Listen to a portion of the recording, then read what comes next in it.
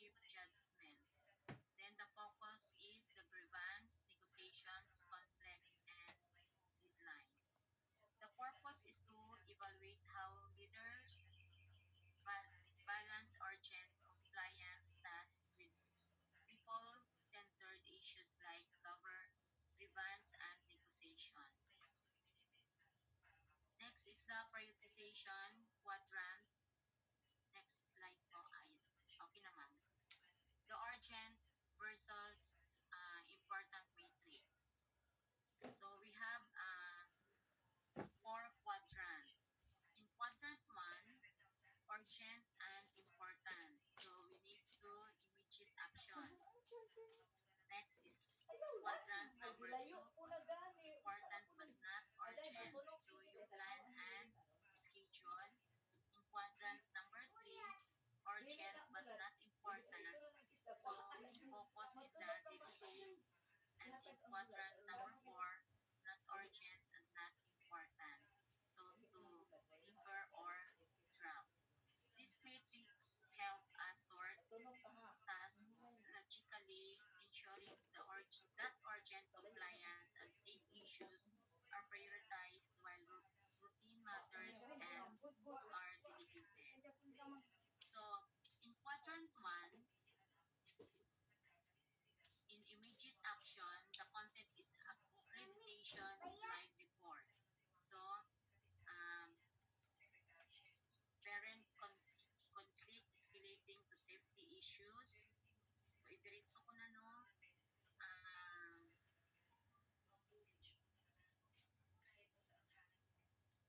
This matrix is accreditation deadline report, compliance risk if missed, the action is draft checklist, delegate documentation, and set submission. So accreditation deadlines are non-negotiable. Missing them jeopardize institutional standing. Next, the parent conflict escalating to safety issue. It is immediate risk to school climate, then the action is immediate involve guidance counselor, document resolution. So safety and climate issues must be addressed by or before they escalate. Then the teacher's grievance, like harassment case, so legal or moral risk, the action is acknowledged, escalate to HR, legal, ensure confidentiality. So harassment, grievance requires swift, sensitive handling to protect staff and the institution. Next is the emergency facility repair request. So safety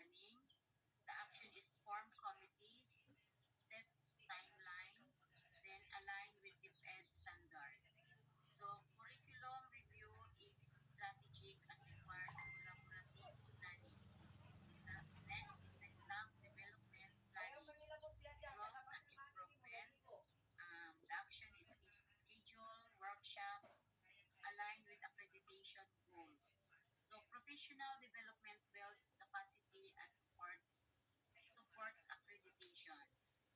Next quadrant is number three, urgent but not important.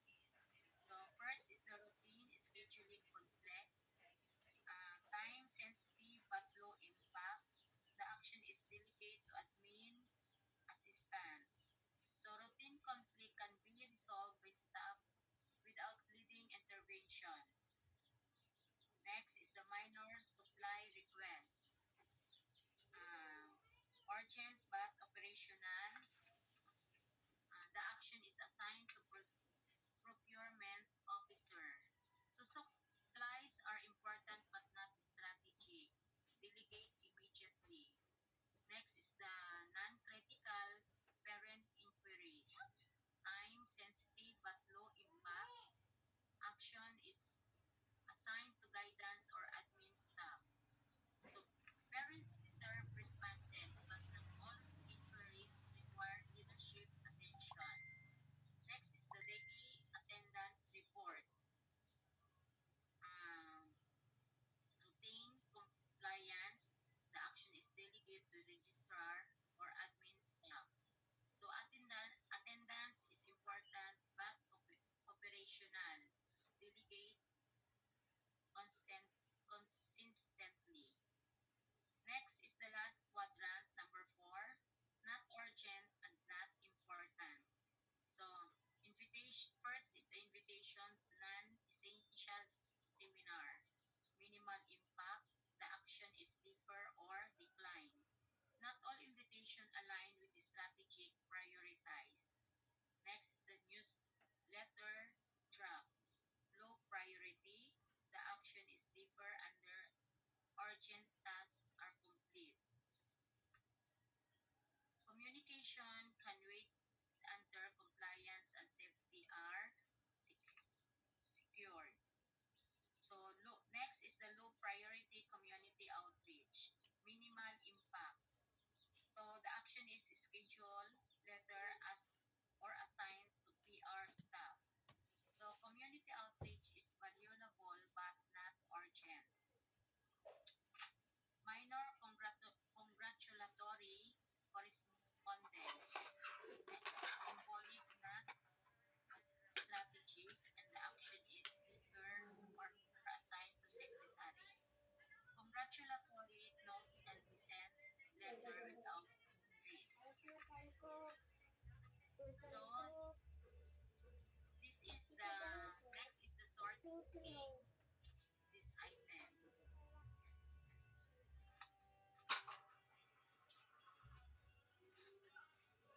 Ay, yun na po. Next is the steps of execution. First is the conflict mapping. Next, ano po? Next slide.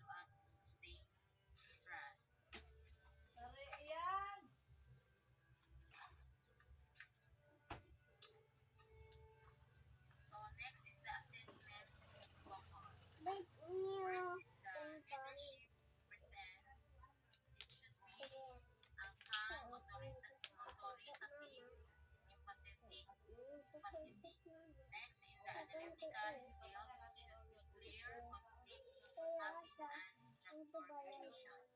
In collision routing, to ability to unite diverse stakeholders. And the last is the change leadership, moving from dispute to actionable resolution. So think of it as a live negotiation lab. And you're not just resolving the dispute, you're demonstrating how to lead change by turning conflict into collaboration. So this is the table for the simulation, CSP competency tested, and the signature learning experience. So for the role play, next slide ma'am. Next po. Okay. So sa role play po, Ma'am Judith is presented the scenario. Ma'am Jo,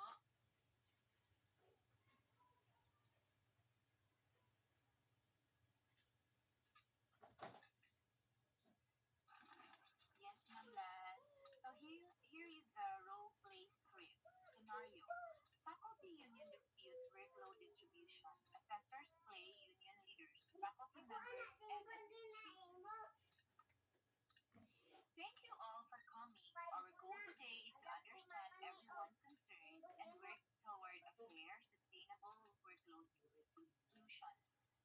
Let's agree on respectful dialogue and focus on shared goals. okay.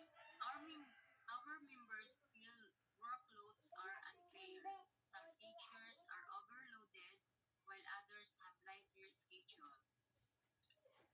I hear that fairness and equity are central concerns. Let's map these overloaded teachers, underutilized teachers, and the impact on student outcomes. Are there other perspectives?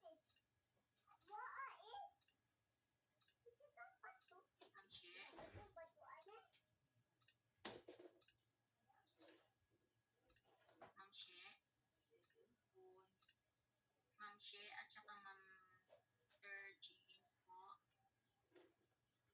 Next.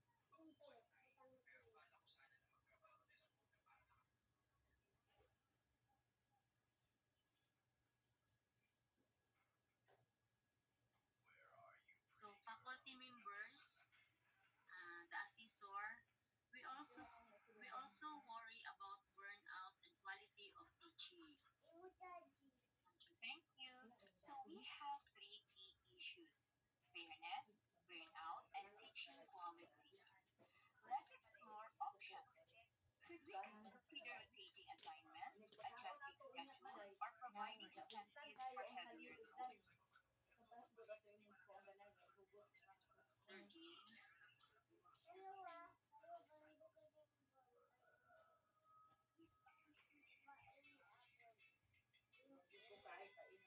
Understood. So solutions must balance fairness.